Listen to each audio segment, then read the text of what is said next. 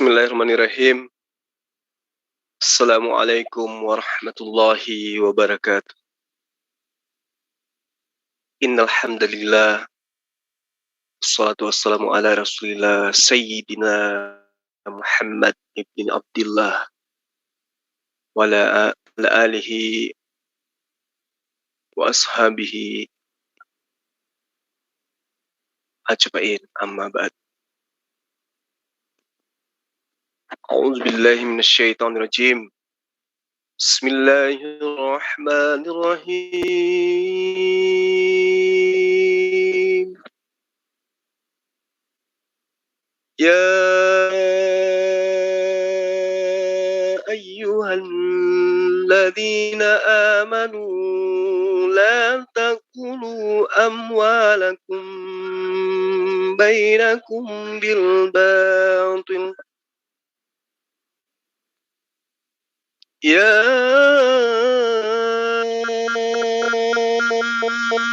أيها الذين آمنوا لا تأكلوا أموالكم بينكم بالباطل إلا أن تكون تجارة عن تراض منكم ولا تقتلوا أنفسكم إن الله كان بكم رحيما.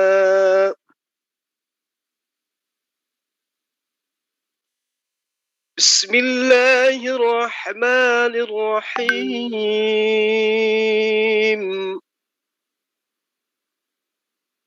وابتغ فيما آتاك الله الدار الآخرة ولا تنس نصيبك من الدنيا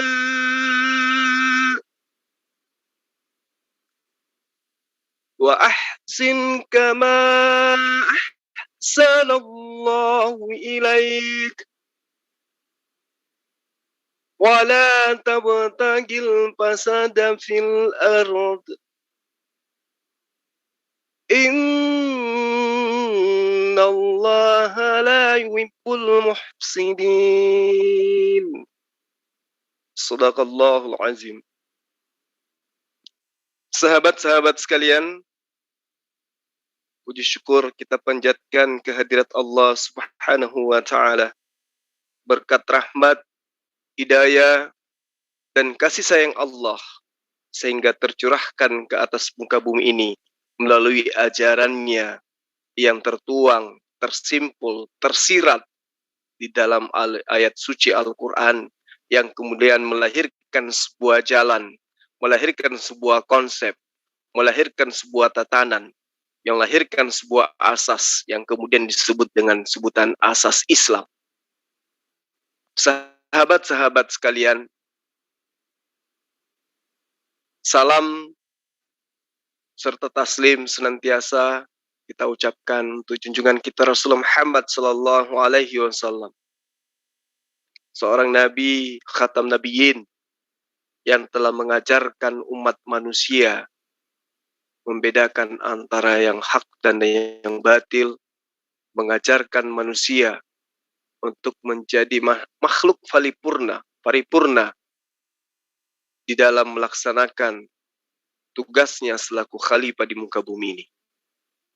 Sahabat-sahabat sekalian, tadi saya membacakan surah Al-Qasas ayat 77. Di mana di ayat ini kita diperintahkan oleh Allah untuk mencari apa yang telah dianugerahkan oleh Allah kepada kita selaku manusia berupa kebahagiaan, di mana kebahagiaan itu tertuang di dalam akhir kehidupan yang merupakan citra bakal terjadinya kebahagiaan di akhirat. Dan di ayat ini juga para sahabat sekalian, diperintahkan janganlah kamu melupakan kebahagiaanmu dari kenikmatan duniawi. Jadi di ayat ini, oleh Allah kita diperintahkan untuk menikmati kehidupan dunia. Bukan kemudian memutuskan kenikmatan yang Allah berikan kepada kita dengan cara-cara yang tidak benar. Lalu di ayat ini dikatakan, berbuat baiklah kepada orang lain. Ini hukumnya adalah wajib. Tidak ada tawar-menawar di sini. Perintahnya jelas. Ya. Di sini dikatakan, wa ahsin, berbuat baiklah kepada orang lain. Kama sebagaimana ahsanallahu ilaik. Sebagaimana Allah berbuat baik kepadamu. Jadi perintah di dalam ajaran Islam itu adalah berbuat baik kepada orang lain. Adalah merupakan suatu konsep yang tidak bisa tawar-menawar. Ya. Dikatakan oleh Allah sekali lagi, wa ahsin, berbuat baiklah kepada orang lain, kama sebagaimana ahsanallahu ilai, Allah berbuat baik terhadap. Dan di ayat ini pula ada penekanan. Sebagai orang Islam, umat Islam yang benar, yang melakukan ajaran syariat Islam itu dengan benar, tentu dia taat terhadap perintah ini. Ya. Apa bunyi perintahnya? Wala tabtagi fasadah. Dan janganlah kamu berbuat kerusakan. Di mana? Fil ard. Di dunia. Jadi kalau kita berbicara, Allah berbicara mengenai dunia, berarti bukan hanya sebatas kota Makassar, bukan hanya sebatas kota Jakarta, negara Indonesia, tapi seluruh bumi. Ya. Wala tabtagil fasada fil ard. Dan jangan membuat kerusakan di atas muka bumi. Ini perintah. Islam yang taat tidak akan melakukan pengrusakan. Tidak akan melakukan perusakan. Tidak akan melakukan sebuah kondisi di mana hal ini sesuatu yang baik kemudian dibuat menjadi rusak. Lalu Allah mengatakan, innallaha la yuhibbul mufsidin. Sesungguhnya Allah tidak menyukai orang-orang yang berbuat kerusakan. Jadi kalau ada orang yang membuat kerusakan, membuat orang lain ya mendapatkan sesuatu yang tidak baik, mencelakakan orang lain, itu dilaknat oleh Allah. Kenapa saya mengatakan dilaknat oleh Allah? Karena perintahnya jelas. Wala tabghi fasada fil ard. Jangan engkau membuat kerusakan di muka bumi. Sesungguhnya Allah tidak menyukai orang-orang yang berbuat kerusakan. Jadi kalau ada orang yang membuat kerusakan dengan iming-iming, dengan tujuan mendapatkan kemuliaan di sisi Allah, itu orang yang bahlul, orang yang tidak berfungsi otaknya, melainkan orang yang otaknya sudah dicuci ya dengan hal-hal yang tidak baik. Jadi jelas di dalam Al-Quran, kaidah di dalam tatanan kehidupan umat Islam itu ada gitu. Dan carilah apa yang telah dianugerahkan Allah kepadamu tentang akhirat yang akan engkau peroleh di akhirat. Jadi Allah memerintahkan kita hidup di muka bumi ini, melakukan sesuatu yang baik, ya, berkarya yang melahirkan sebuah amalan baik, untuk apa? Untuk memperoleh kebahagiaan di mana? Di akhirat. Wabtagi fima ataqallahu daral akhirah. Jadi Allah memerintahkan kita berlaku baik di muka bumi, tujuannya untuk mendapatkan kebaikan di akhirat. Nah, apa kebaikan-kebaikan yang diperintahkan oleh Allah untuk kita lakukan di muka bumi, yang nantinya kita rasakan di akhirat, di antaranya adalah tidak mencederai orang lain, tidak menyakiti orang lain, apatah lagi membunuh orang lain. Lalu dikatakan di ayat ini, wala tansa nasibaka minad dunya. Dan janganlah kamu melupakan kebahagiaanmu dari kenikmatan duniawi. Apa artinya? Allah memberikan kita untuk menikmati kehidupan ini. Kalau Allah memberikan nikmat hidup kepada kita, lalu kemudian kita kufur terhadap kenikmatan hidup itu dengan cara bunuh diri, maka dia tidak akan memperoleh nikmat baik di dunia maupun di akhirat kelak. Lalu perintahnya, wa ahsin kama ahsanallahu ilaih, berbuat baiklah kepada orang lain. Entah itu dia orang Islam, orang non-Islam, orang tua, orang muda, ya, laki-laki, perempuan. Perintahnya wahsin, wa ahsin, berbuat baiklah pada siapapun, kama ahsanallahu ilaih, sebagaimana Allah berbuat baik pada kita, pada kamu. Jadi para sahabat sekalian, di dalam surah An-Nisa ayat 29, ya alladzina amanu la ta'kulu amwalakum bainakum bil batil illa an takuna.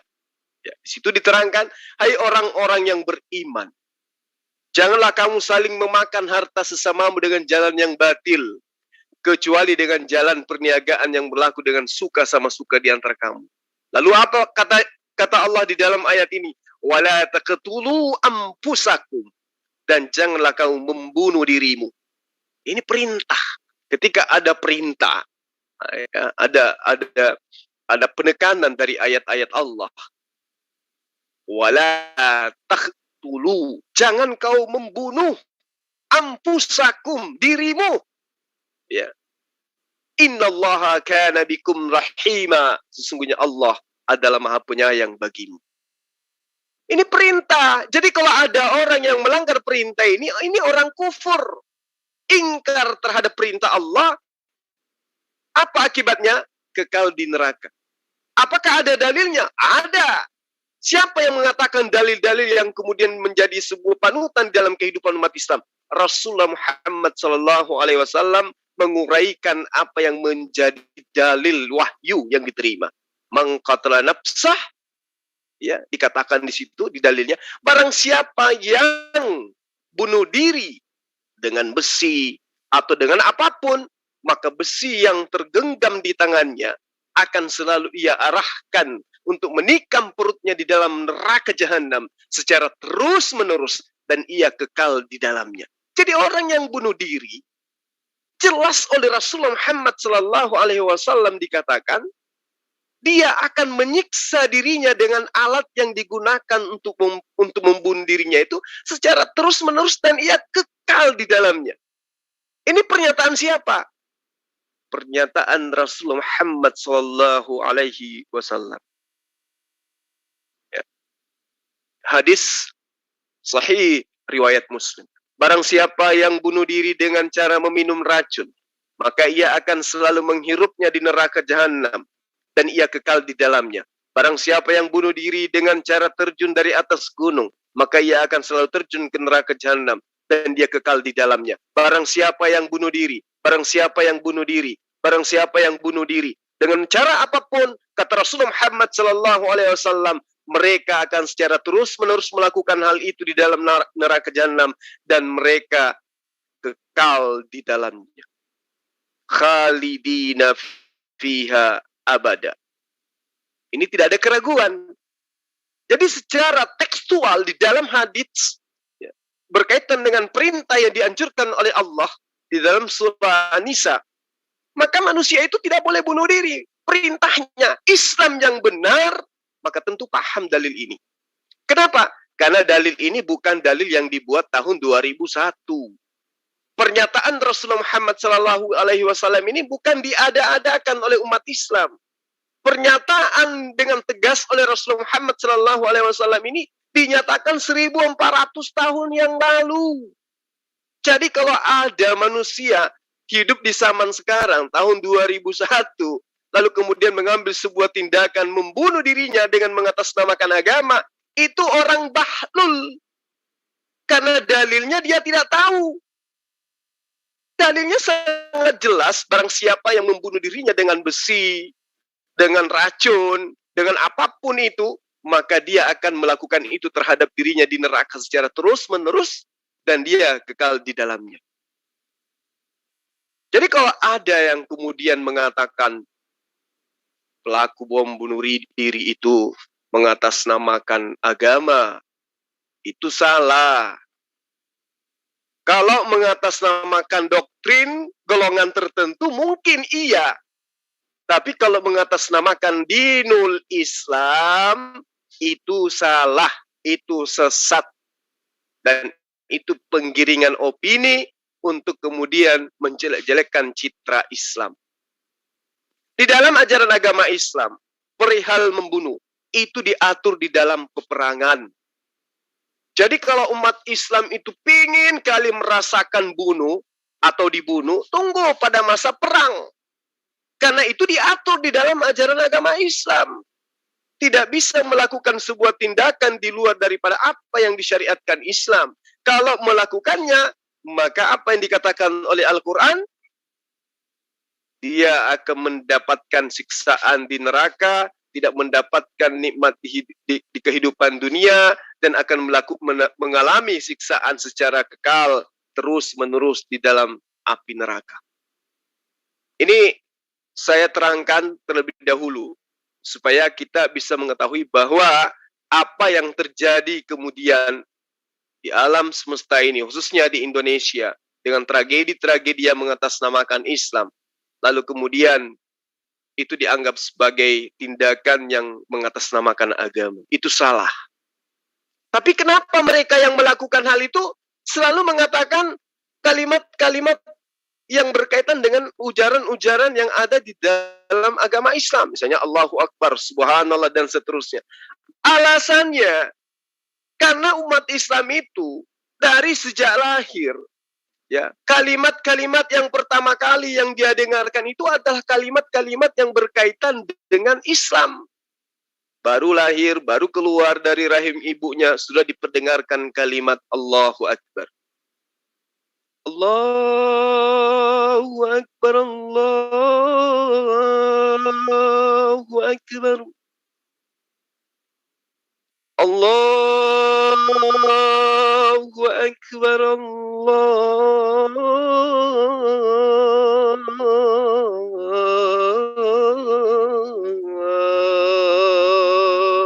Akbar. Jadi kalimat ini yang pertama merasuk ke dalam jiwa insan umat Islam ketika dia baru keluar dari rahim. Lalu apakah hanya sampai di situ? Tidak.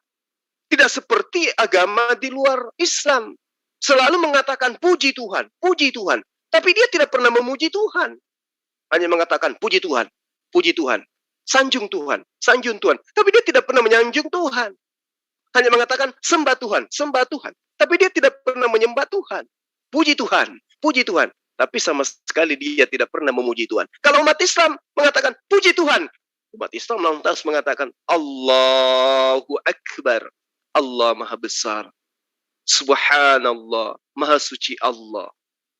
Itulah yang dikatakan dalam ajaran agama Islam. Bukan cuma teori. Sembah, puji Tuhan, tapi memujinya nggak pernah. Kalau umat Islam itu selalu memuji. Begitu dia lahir di muka bumi, kalimat pertama yang diucapkan, yang didengarkan di kupingnya itu adalah kalimat kebesaran Allah. Jadi tidak berhenti sampai di situ. Setiap hari ketika dia melakukan aktivitas, umat Islam itu senantiasa selalu mengucapkan kalimat Allahu Akbar. Kaget, Allahu Akbar. Terbangun, Allahu Akbar. Terjatuh, Allahu Akbar. Melihat sesuatu, Allahu Akbar. Jadi kalimat ini senantiasa terlontar, sudah terbiasa umat Islam itu. Sehingga melakukan kemaksiatan pun karena sudah kebiasaan mengucapkan kalimat itu juga. Ya.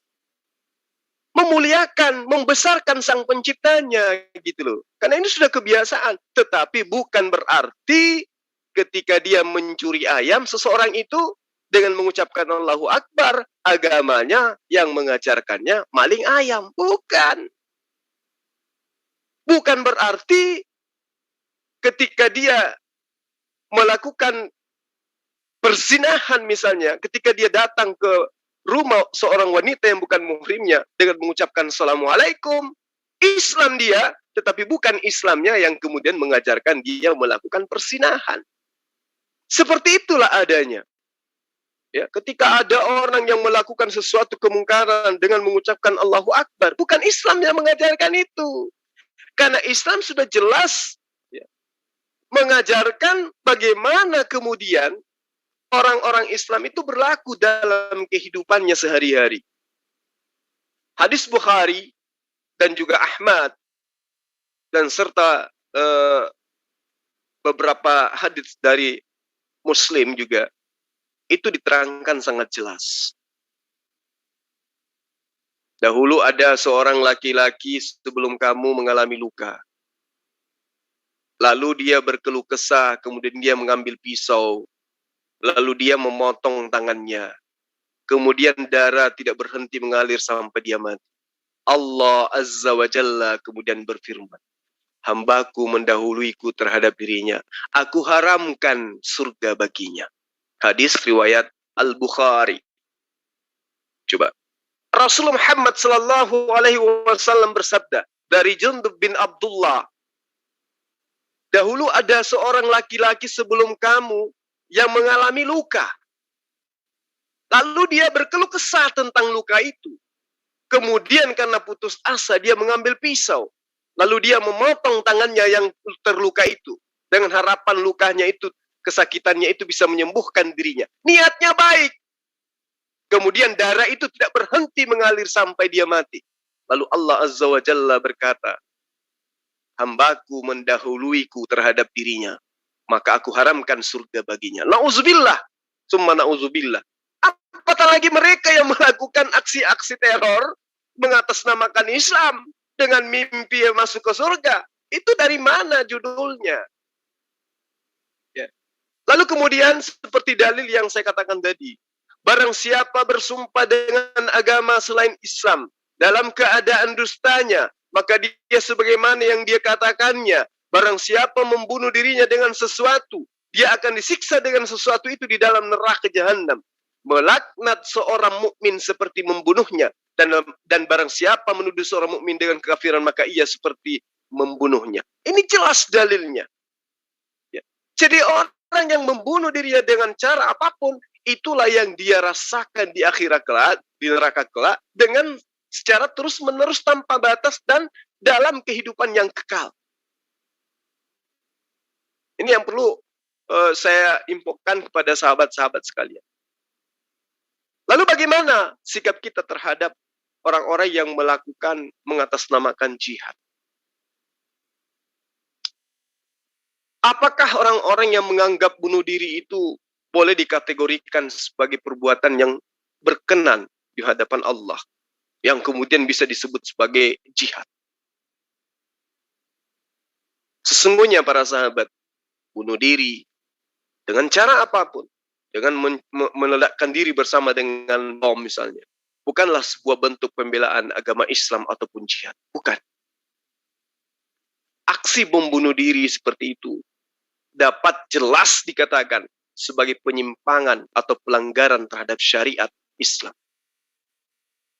Itu melanggar hukum Islam. Itu melanggar aturan Allah.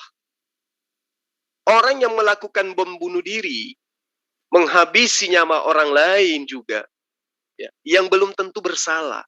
Jika orang-orang Muslim yang melakukan bom bunuh diri itu, apapun alasannya, apakah ingin menghabisi nyawa orang-orang kafir, hal itu tidak dibenarkan. Tidak dibenarkan dalam Islam. Kalau ada orang Muslim melakukan bom bunuh diri dengan tujuan ingin membunuh orang-orang non-Muslim, tidak dibenarkan. Sekali lagi saya katakan, tidak dibenarkan oleh Islam. Allah melarang seorang Muslim untuk membunuh orang-orang non-Muslim yang dilindungi. Ya, apatah lagi memiliki perjanjian dengan pemerintah. Apalagi dengan orang non-Muslim yang hidup dengan kita dalam suatu tatanan kenegaraan. Mereka adalah saudara-saudara kita. Di dalam hadis Bukhari dikatakan, Rasulullah Muhammad sallallahu alaihi wasallam itu bersabda dengan tegas, barang siapa yang membunuh jiwa seorang mu'ahad, orang-orang kafir yang memiliki ikatan perjanjian dengan pemerintah, ya, maka dia tidak akan mencium bau surga. Padahal sesungguhnya baunya surga bisa tercium dari jarak perjalanan 40 tahun. Bayangkan, Jangankan masuk surga, si Bahlul itu. Mencium bau surga aja kagak. Ya, ini yang perlu dipahami. Rasulullah Muhammad SAW sebagai tonggak pembawa ajaran Islam yang kemudian mereka suarakan dengan lantang, dia katakan Allahu Akbar, bum, bunuh diri. Tidak membenarkan perbuatan itu, dengan terang dia katakan, barang siapa yang membunuh jiwa orang-orang kafir yang memiliki ikatan perjanjian dengan pemerintah, maka dia tidak akan mencium bau surga. Tidak akan mencium bau surga, kata Rasulullah Muhammad SAW. Jadi bagaimana mungkin hal-hal seperti ini dilakukan berdasarkan atas syariat Islam? Nah, ini yang perlu saya terangkan di sini supaya kita bisa paham lebih jauh. Ya. Pada intinya para sahabat sekalian, bunuh diri haram hukumnya di dalam ajaran agama Islam. Dan itu adalah merupakan dosa besar. Akibatnya kekal di neraka. Oleh karena dia lebih mentuhankan, lebih mempercayai apa yang menjadi doktrin yang dia terima daripada Allah Azza wa Jalla yang telah memberikan penggambaran jelas tentang hukum-hukumnya, tentang syariatnya yang terkumpul di dalam Al-Qur'anul Karim. Tidak dibenarkan untuk melakukan bunuh diri. Ya, tidak dibenarkan dengan alasan apapun. Apalagi dengan alasan ingin membunuh orang-orang yang tidak seikidah dengan kita. Padahal kita dalam keadaan aman. Kita dalam keadaan tidak berperang. Kita dalam keadaan tidak terancam. Kita dalam keadaan tidak terusir dari negeri kita. Itu tidak dibenarkan. Syariat Islam tidak ada sedikit pun yang membolehkan melakukan bom bunuh diri, apalagi membunuh saudara-saudara kita yang non-muslim, yang tidak memiliki salah, yang tidak melakukan permusuhan kepada kita, yang tidak melakukan pengusiran kepada kita. Haram hukumnya. Jadi sahabat-sahabat sekalian, kalau ada yang mengatakan Islam itu adalah ajaran teroris, salah. Islam itu adalah ajaran damai. Islam itu adalah ajaran yang mengajarkan kasih sayang. Orang-orang yang benci terhadap Islam, yang memiliki kekuatan, yang menguasai strategi, itulah yang kemudian yang ingin merusak citra Islam dengan memanfaatkan KTP Islam. Untuk apa? Untuk merusak tatanan Islam yang begitu indah, yang sudah tertanam 1400 tahun silam. Sampai hari ini, orang iri terhadap Islam itu sendiri. Sahabat, saya hanya ingin mengatakan bahwa ketika Islam itu diberondong dengan berbagai fitnah dan hujatan, hinaan, caci maki, ajaran kekerasan, ajaran teroris, pijakan kita kemudian adalah kembali kepada kitab suci kita. Islam tidak dikatakan ajaran kekerasan hanya karena berdasar terhadap oknum yang keluar daripada kaidah Al-Quranul Karim dan juga hadis sahihah. Al-Quran menerangkan di dalam surah At-Taubah ayat 6. Dan jika seorang di antara orang-orang musyrikin di dalam peperangan, di dalam kalian melakukan pertempuran dengan mereka, lalu mereka meminta perlindungan atau perdamaian kepadamu, apa kata Allah? Maka lindungilah ia, supaya ia, orang-orang musyrik ini, orang-orang kafir ini, ya, sempat mendengar kalamullah. Apakah hanya berhenti sampai di situ? Tidak. Kata Allah, kemudian antarkanlah dia ke tempat yang aman baginya. Subhanallah. Luar biasa para sahabat. At-Taubah ayat 6.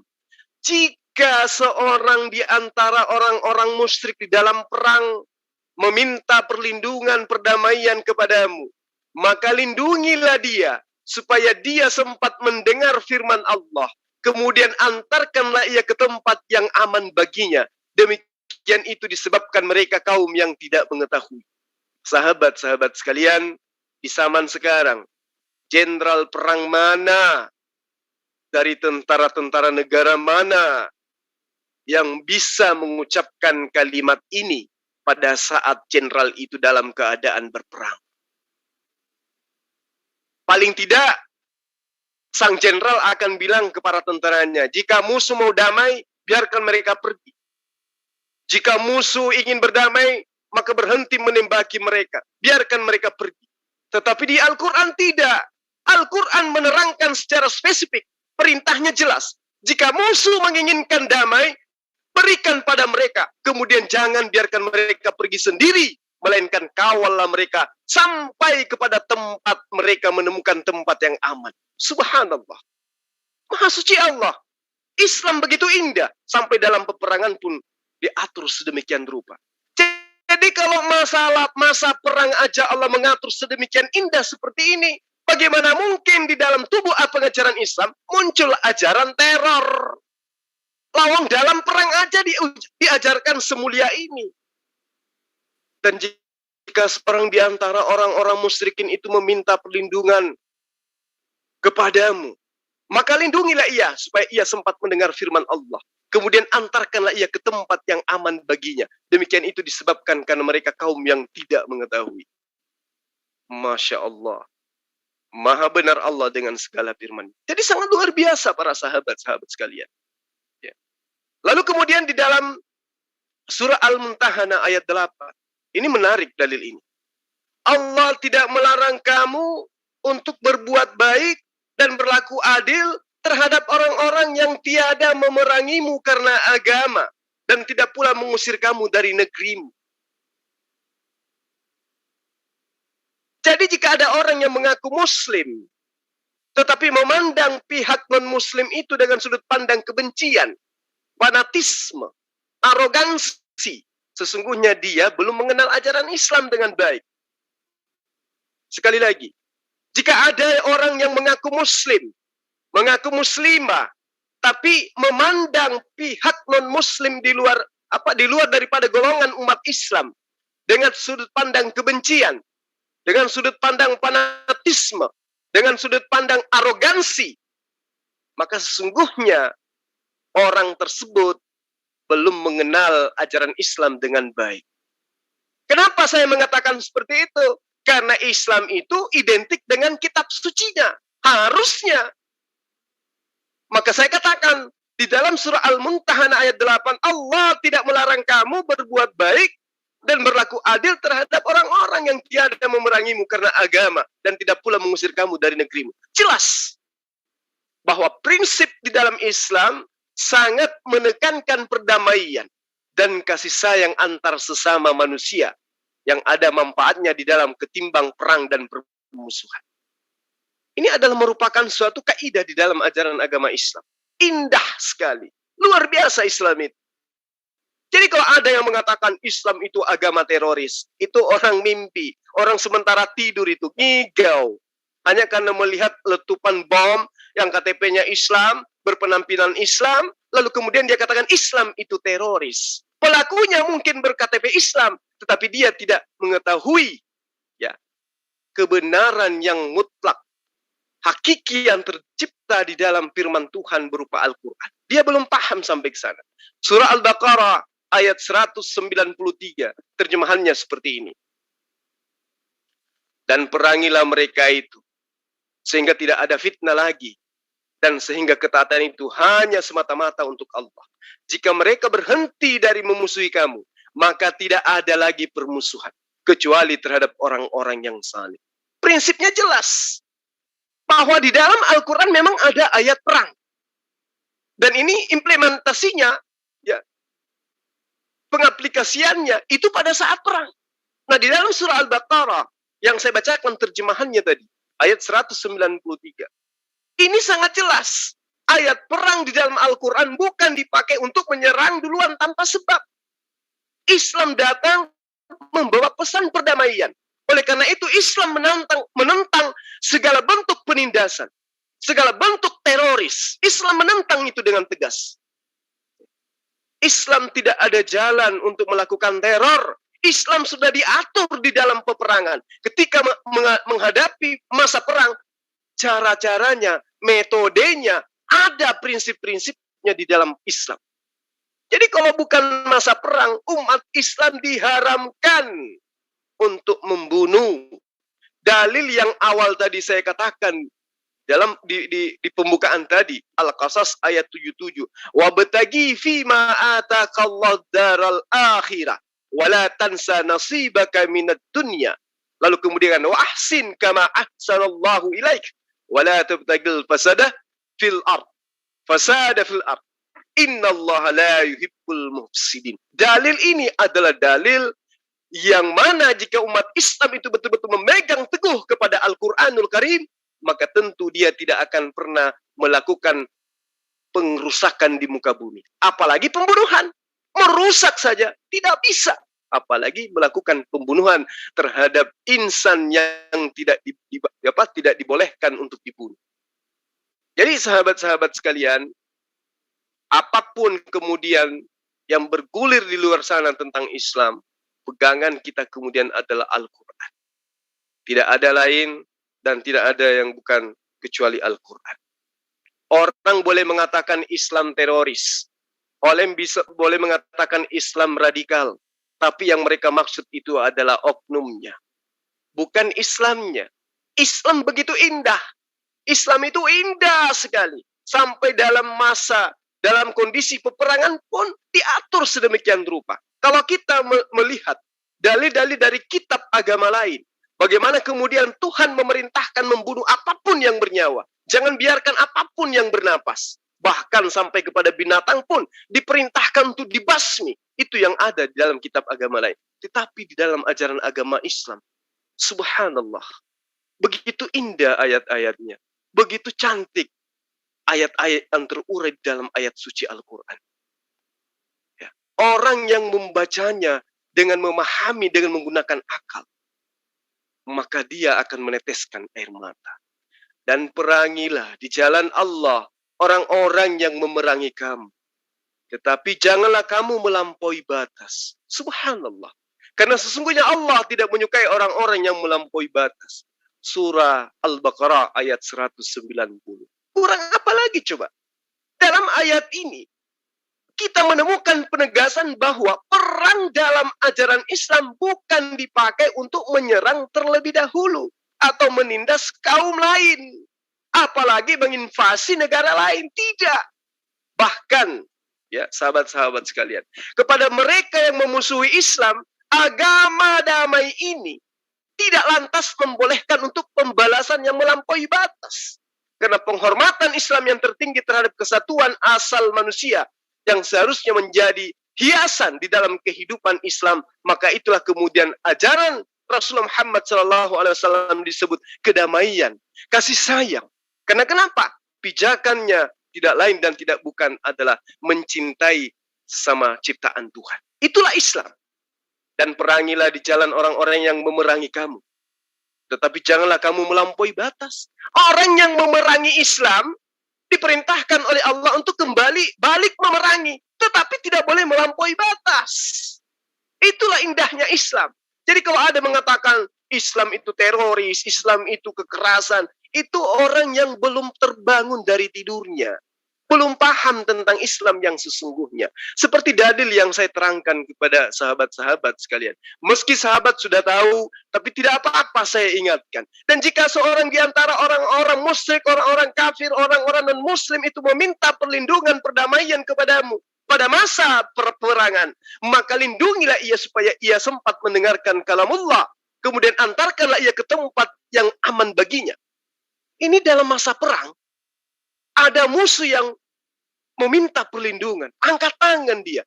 Bukan dibiarkan pergi begitu saja. Tetapi malah diantarkan sampai ke tempat yang aman. Subhanallah. Islam begitu indah mengatur ini. Saya hanya ingin mengambil sebuah contoh para sahabat sekalian.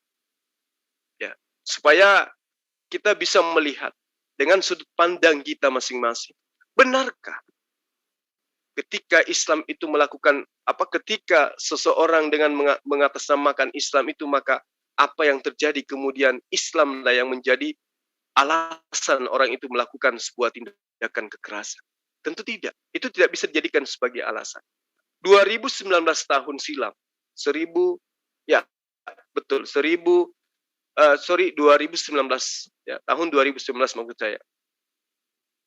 Seorang teroris berkewarganegaraan Australia, ya, yang kemudian kita kenal dengan panggilan Taran.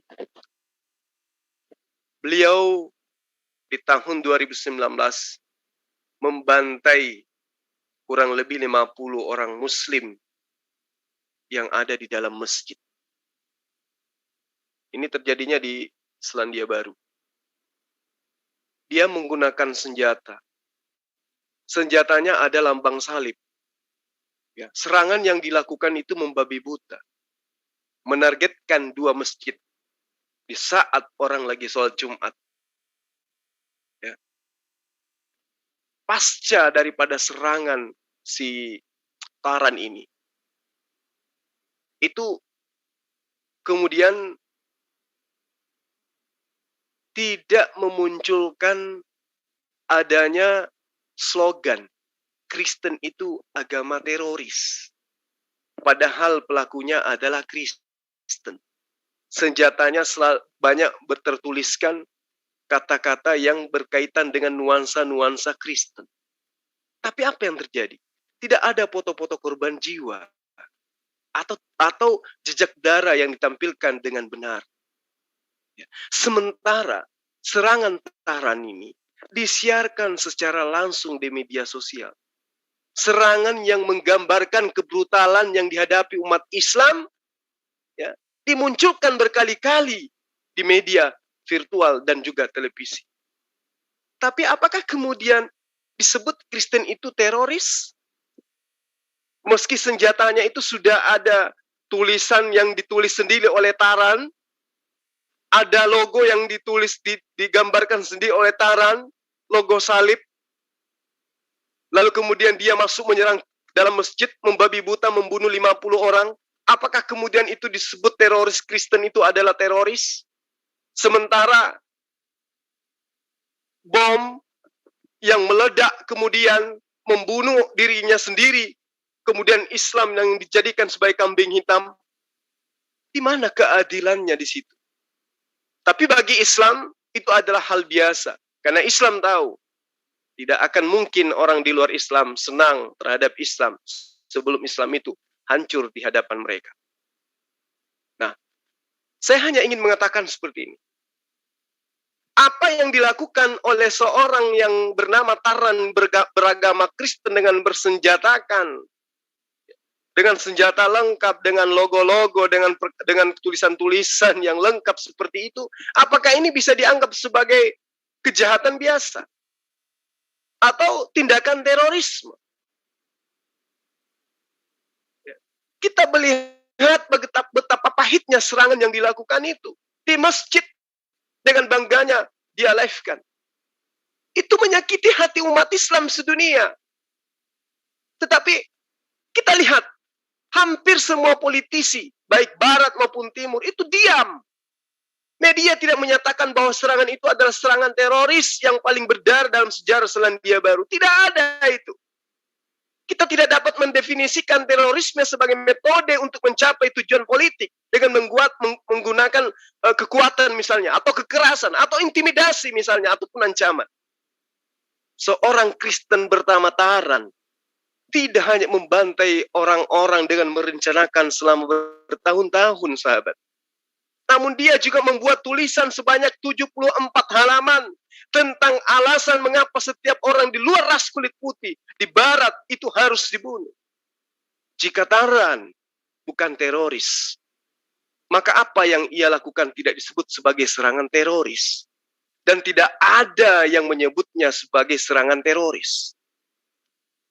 Namun, sahabat-sahabat sekalian, kita tahu bahwa Taran yang adalah Kristen ini mengetahui semua nama, mengetahui semua tempat, mengetahui peristiwa melawan ribuan tahun sejarah, Islam dan anti-Turkisme, dan juga menuliskannya sebagai senjata yang mereka gunakan dalam bahasa asli mereka.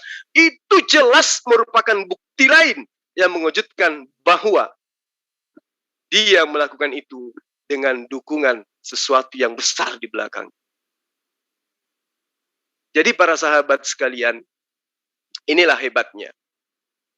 Ketika pelaku teroris itu non-Islam, maka agamanya tidak dibawa-bawa.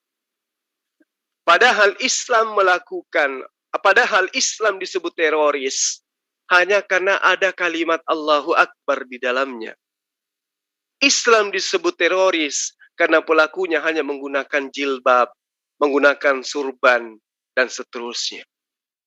Tetapi ketika pelakunya sudah menuliskan sampai 74 halaman tentang kebenciannya terhadap oknum, terhadap golongan, terhadap Islam, dan membawa senjata yang sudah melambangkan lambang sebuah agama, tidak disebut sebagai teroris. Tapi itu tadi, ketika pelakunya kemudian mengucapkan Allahu Akbar, pasti Islam yang jadi kambing hitam. Baru mengucapkan Allahu Akbar, Islam dijadikan kambing hitam. Allahu Akbar tok, Islam yang dijadikan sebagai kambing hitam. Tapi mata dunia tertutup ketika bukan hanya mengatakan haleluya, tapi malah membangun rumah-rumah ibadat mereka di tempat pembantaian. Tapi apa yang kita katakan kemudian? Penjajah, pembunuh yang menyebabkan jutaan anak menjadi yatim piatu, wanita menjadi janda. Itu tidak disebut sebagai penjajah, agama penjajah. Padahal nyata, bukan hanya teriak haleluya, tetapi dia mendirikan gereja di mana mereka bermukim, di mana mereka menjajah. Di situ mereka menancapkan akidah agama mereka. Di situ mereka mengajarkan tentang konsep-konsep ajaran agama mereka. Bahkan di situ mereka mendirikan tempat-tempat ibadah mereka. Saya belum pernah menemukan ada seorang pelaku teror, itu setelah teror teman-temannya datang kemudian membangun masjid. Bom Bali, pelakunya berKTP Islam. Apakah setelah membunuh beberapa orang-orang yang ada di belakangnya, yang konon jika memang betul adalah Islam yang melakukan, yang memerintahkan itu, orang-orang itu kemudian datang menghapus tempat bom itu kemudian mendirikan masjid? Saya belum pernah menemukan itu. Belum pernah ada seorang teroris ketika dia sudah melakukan aksi, mereka mendirikan masjid. Tetapi penjajah 3 abad lebih, gereja mereka dibangun di mana-mana. Tapi apakah kemudian agamanya bisa disebut sebagai agama teroris? Tidak, sahabat-sahabat. Tidak sama sekali. Nah, inilah yang ingin saya sampaikan pada malam hari ini. Boleh kita mengatakan bahwa pelaku teror itu Islam KTP.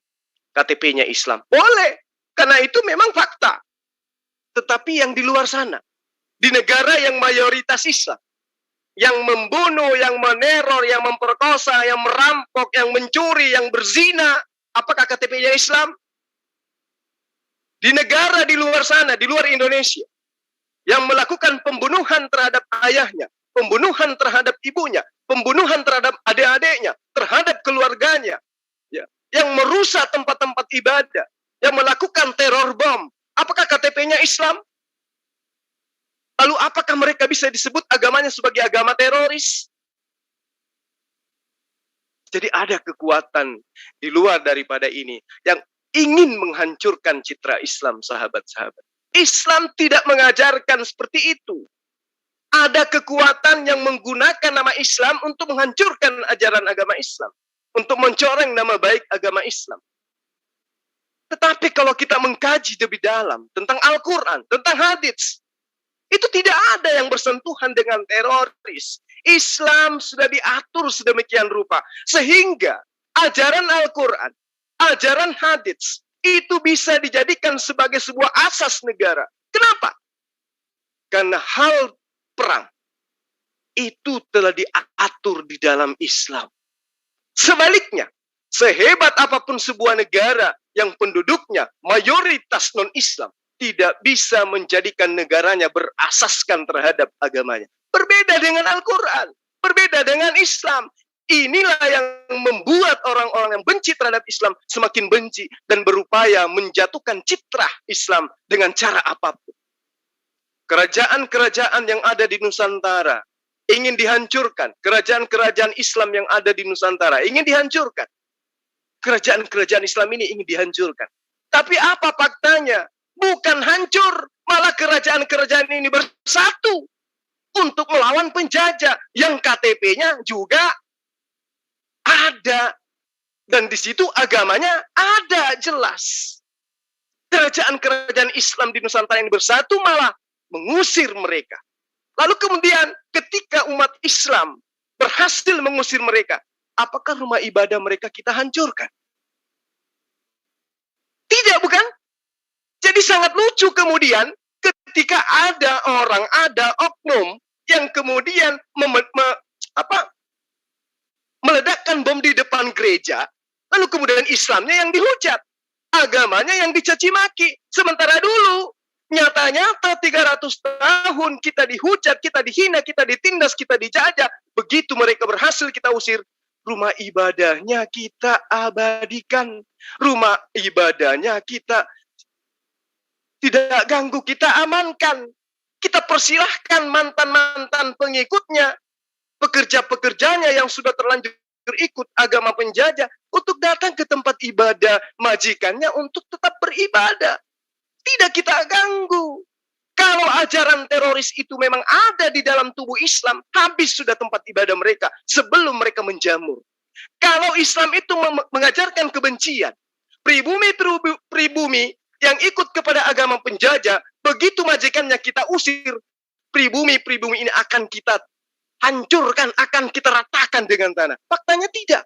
Begitu majikan mereka berhasil kita usir, kita rangkul mereka, membangun sebuah keberadaban, membangun sebuah masyarakat yang damai, sejahtera, berdasarkan atas Al-Quran, cinta terhadap non-Islam yang tidak menjajah kepada Islam. Itulah Al-Quran, itulah Islam yang benar. Jadi kita tidak bisa memungkiri bagaimana Islam itu membangun sebuah peradaban di Nusantara ini dengan kasih sayang. Nah sekarang, kita mengenal dunia apologet, kita mengenal dunia kristologi, kita mengenal dunia debat. Saya berdebat dengan si Fulan berdebat dengan si Fulan. Masing-masing mengatasnamakan agamanya adalah agama kasih. Masing-masing sekarang ini menonjolkan ajaran agamanya adalah agama kasih sayang. Dan masing-masing ingin dianggap sebagai ajaran yang benar. Tapi coba kita balik para sahabat sekalian. Kondisi pada saat penjajah-penjajah itu datang, itu sudah ada dunia debat seperti saat sekarang. Kita lagi debat nih, sama orang yang hampir mulutnya robek sampai kuping mengajarkan, Kristen itu ajaran kasih. Tiba-tiba ada yang datang dari pantai, membawa rudal, membawa senapan lengkap, masuk menyerang di pelosok sementara kita berdebat. Kira-kira masih adakah celah untuk dia mengatakan ajaran mereka itu ajaran kasih?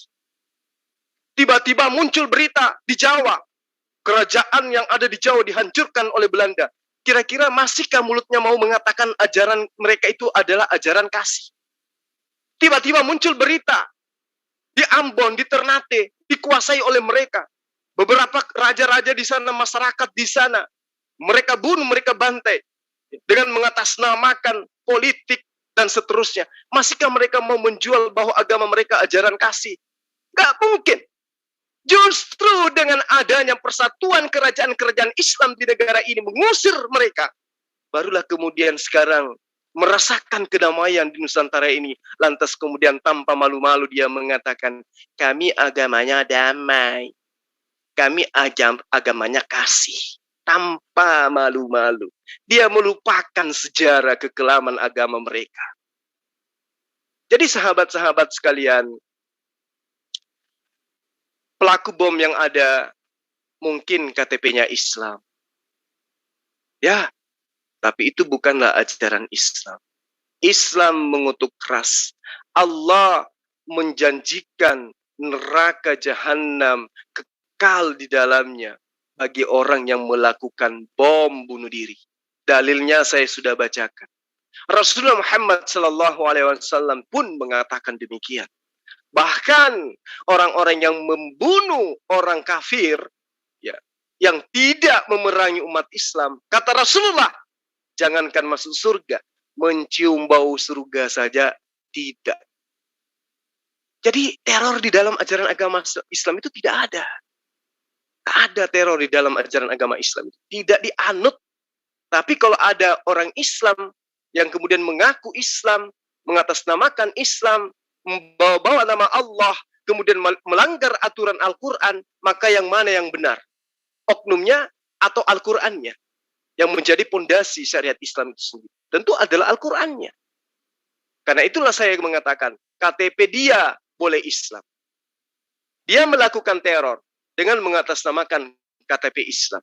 Tetapi penjajah, adakah penjajah yang datang ke Nusantara ini mengatasnamakan dengan membawa agama Islam? Adakah penjajah yang membangun masjid-masjid di negara ini, di Nusantara ini? Coba jawab pertanyaan saya. Ada tidak penjajah yang datang ke Nusantara ini dari Sabang sampai Merauke yang setelah menjajah membangun masjid? Ataukah tidak mengatakan haleluya, tidak mengatakan mereka laskar Kristus, tetapi mereka dengan terang-terangan membangun tempat ibadah mereka. Tidak mereka namakan diri mereka dengan tentara salib, tidak mengatasnamakan nama mereka dengan laskar Kristus, tetapi setelah dan sebelum membunuh pribumi, mereka membaca gospel kebaktian mereka kebaktian dulu di rumah ibadat mereka. Apakah itu bisa kita pungkiri? Hari Sabtu, hari Minggu mereka beribadah. Siangnya dia membantai. Siangnya dia menganiaya. Siangnya dia merampas. Siangnya dia membuat anak menjadi yatim. Malamnya dia membuat wanita menjadi janda. Hari Minggunya mereka kemudian beribadah. Apakah kita ingin menutup mata bahwa mereka bukan Kristen? Hanya karena mereka tidak mengatakan bendera mereka menuliskan laskar Kristus? Apakah kita ingin mengatakan mereka bukan non-Muslim? Hanya karena mereka tidak teriak haleluya? Atau sejarah tinta emas tertulis dengan benar bahwa mereka mendirikan rumah-rumah ibadah mereka, membuktikan bahwa mereka adalah penjajah yang beragama non-Muslim. Ya, yang memperjuangkan kemerdekaan Republik Indonesia ini tidak 100% orang Islam. Tetapi yang menjajah Nusantara ini 100% non-Islam. Saya ulang, yang memperjuangkan kemerdekaan Republik Indonesia bukan 100% umat Islam. 99% umat Islam. Masih ada 0 sekian non-Islam. Tetapi yang menjajah Nusantara ini 100% non-Islam. Artinya yang menjajah Nusantara ini 100% agama di luar daripada agama Islam. Lalu dari sisi mana kemudian Islam itu bisa dikatakan sebagai agama teroris? Tentu dengan cara propaganda-propaganda. Dengan cara-cara yang jitu, mengatasnamakan ini dan mengatasnamakan itu untuk merusak citra daripada ajaran agama Islam itu sendiri. Sekarang pertanyaannya, kalau ada orang yang berKTP-kan Islam, kemudian dia berpenampilan Islam, lalu kemudian dia melakukan bom bunuh diri di gereja, yang ingin dirusak namanya siapa? Islam, Hindu, Buddha, atau pemilik gereja? Tentu adalah Islam. Nah, Islam yang benar tentu tidak mau agamanya dicaci. Tentu tidak mau agamanya dihujat. Islam yang benar tentu menjalankan ayat-ayat suci Al-Quran. Menjalankan perintah Rasulullah. Berarti yang melakukan itu bukan mengatasnamakan Islam. Ya, bukan mengatasnamakan Islam atas dasar dia mengkaji Islam dengan benar. Tetapi KTP-nya Islam. Orang yang mendoktrin dia membawa-bawa agama Islam. Tetapi dia tidak membawa nama besar umat Islam. Karena Islam itu sendiri tatanannya, kehidupannya itu sudah diatur sedemikian indah di dalam ayat suci Al-Quran. Jadi sahabat-sahabat sekalian, kembali saya ingin mengatakan bahwa kita umat Islam, pegangan kita itu jelas adalah Al-Quran. Bukan doktrin ataupun dogma yang ingin mematikan akal sehat mengatasnamakan Al-Quran. Tidak.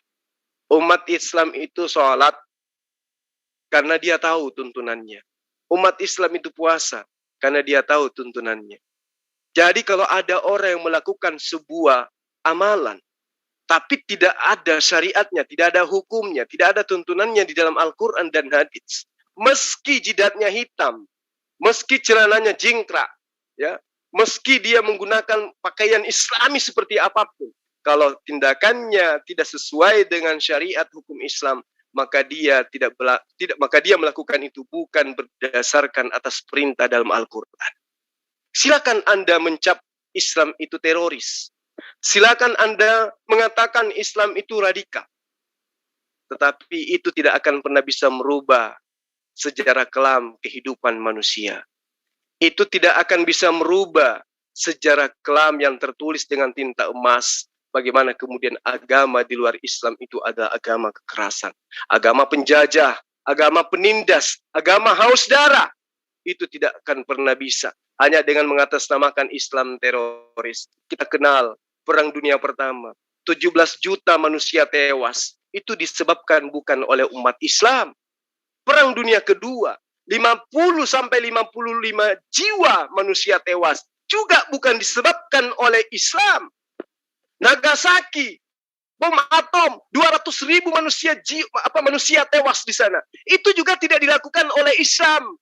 Perang di Vietnam, lebih dari 5 juta manusia tewas, juga dilakukan dan bukan umat Islam yang melakukan itu. Perang di Bosnia, Kosovo, lebih dari 500.000 manusia tewas dan bukan pelakunya umat Islam.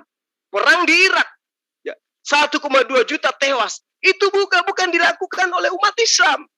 Afghanistan, Burma, dan lain-lain dan lain sebagainya, itu juga tidak dilakukan oleh umat Islam. Jadi saatnya kita berpikir, kenapa Islam ini difitnah? Berarti ada sesuatu yang indah yang tersimpan di dalam Islam itu. Kenapa Islam ini difitnah? Berarti ada sesuatu yang begitu indah, istimewa, yang ada di dalamnya yang tidak dimiliki oleh orang yang memfitnah. Sahabat-sahabat sekalian, kita bisa menciptakan produk terbaik untuk dunia ini. Tapi apakah kita bisa memaksimalkan akal kita untuk mencari kebenaran? Kita jangan mengatakan nanti, untuk mengatakan bahwa Islam itu adalah ajaran yang benar. Tapi katakan saat sekarang, bahwa Al-Quran menerangkan dengan terang. Ya. Dikatakan, janganlah kamu membuat kerusakan di muka bumi.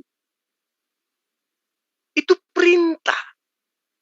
Surah Al-Baqarah ayat 11. Rasulullah SAW mengatakan, barang siapa yang membuat contoh yang baik di dalam Islam, maka ia mendapatkan pahalanya, dan pahalanya orang yang mengamalkannya setelah. Jadi ini sangat jelas para sahabat sekalian. Ya. Islam itu adalah agama yang mengajarkan kedamaian. Tidak mengajarkan seperti apa yang dipihnakan oleh orang-orang di luar sana. Belum ada sejarah umat Islam membunuh 17 juta manusia. Belum ada. Belum ada sejarah umat Islam itu membunuh 50 sampai 50 juta manusia. Belum ada. Dan belum ada perang yang mengatasnamakan bulan salib. Bulan bintang. Belum. Atau ada perang yang mengatasnamakan Islam. Belum ada. Tapi kalau yang dikatakan perang salib, itu sudah ada. Perang salib pertama dan seterusnya, itu sudah ada. Melambangkan bahwa orang di luar sana ibarat ingin menegakkan benang basah, tapi tidak akan mungkin. Perang dunia pertama, pelakunya adalah mereka-mereka yang mengaku diri mereka non-Islam. Perang dunia kedua, adalah mereka-mereka pelakunya yang mengaku juga non-Islam. Lalu ajaran kasihnya di mana? Apakah hanya tersiar di antara orang-orang yang ada non-Muslim yang ada di Nusantara ini saja yang bisa mengaplikasikan itu? Tidak. Tidak sama sekali. Sekarang kalau mereka mengajarkan Kristen itu adalah ajaran kasih.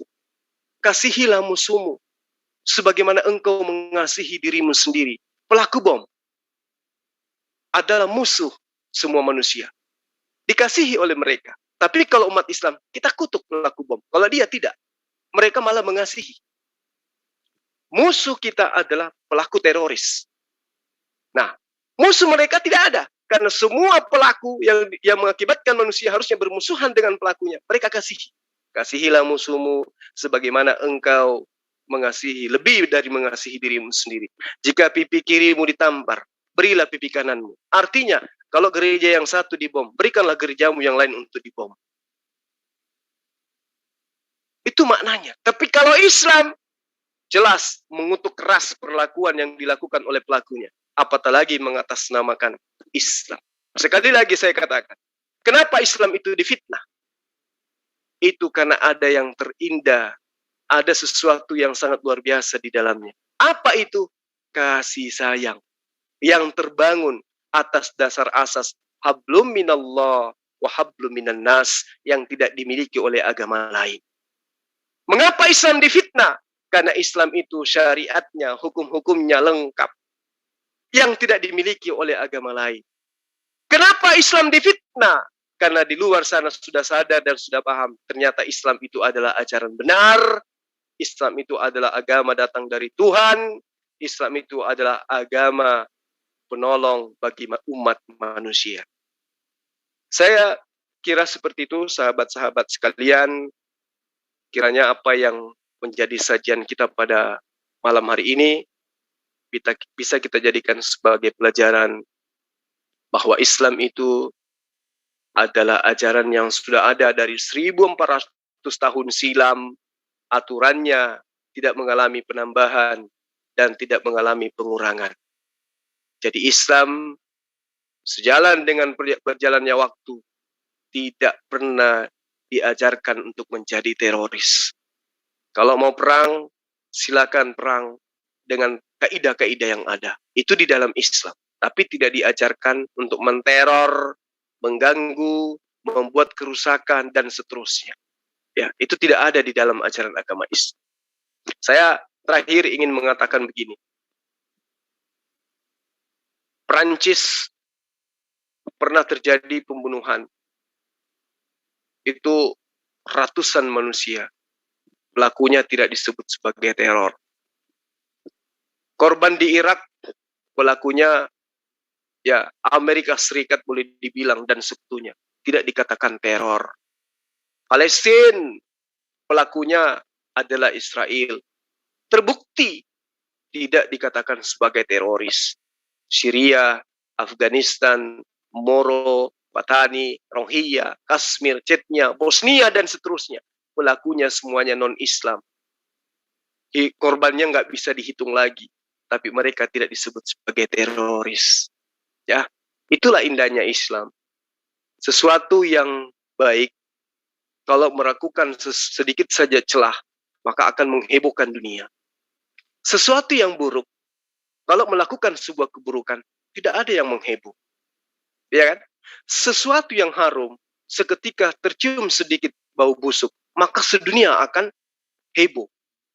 Tapi sesuatu yang busuk, ketika dia memberikan bau busuknya kepada siapapun, tidak ada yang heboh, tidak ada yang kaget. Karena itu sudah lumrah bagi mereka. Jadi ketika ada sesuatu riak yang terjadi, mengatasnamakan Islam, maka dunia akan gempar. Itulah hebatnya Islam.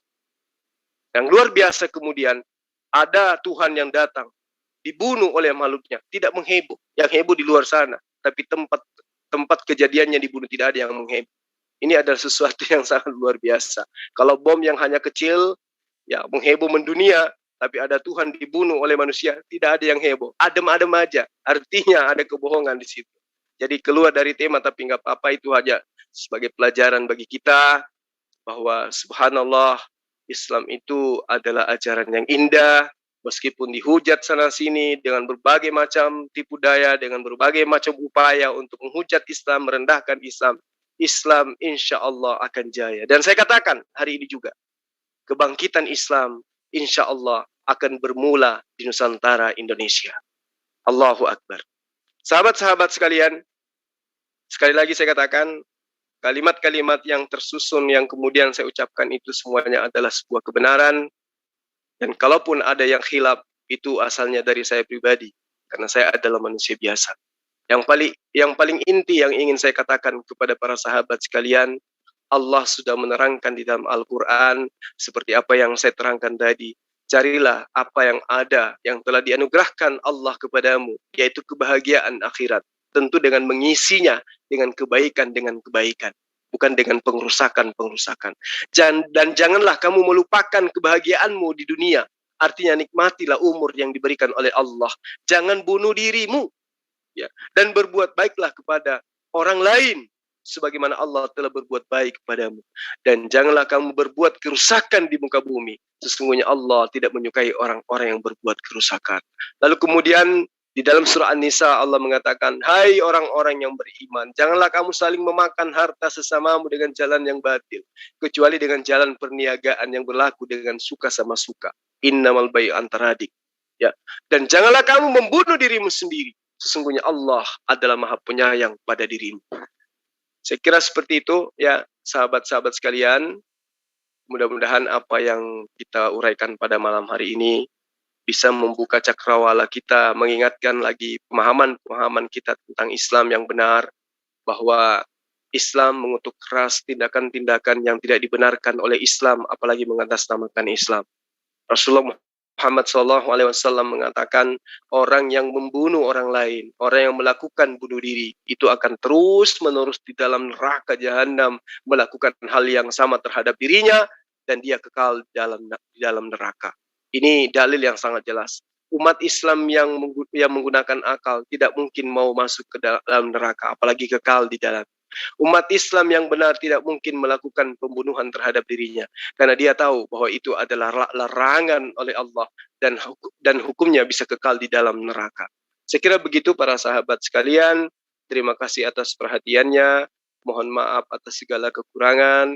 Sekali lagi saya katakan bahwa Islam sangat mengutuk tindakan-tindakan teroris. Islam mengharamkan orang yang mati bunuh diri. Dan ingat, Islam juga tahu siapa yang kejam melakukan penindasan, peperangan, dan seterusnya di atas muka bumi ini, yang tidak mengatasnamakan agama, tetapi membungkus gerakan agamanya dengan gerakan politik, dengan pencarian rempah-rempah, dan seterusnya. Itu lebih berbahaya, karena dia melakukan misi terselubung. Allahu Akbar. Demikian para sahabat-sahabat sekalian. Salam satu Tuhan dari saya. Wabillahi taufiq wal hidayah. Assalamualaikum warahmatullahi wabarakatuh.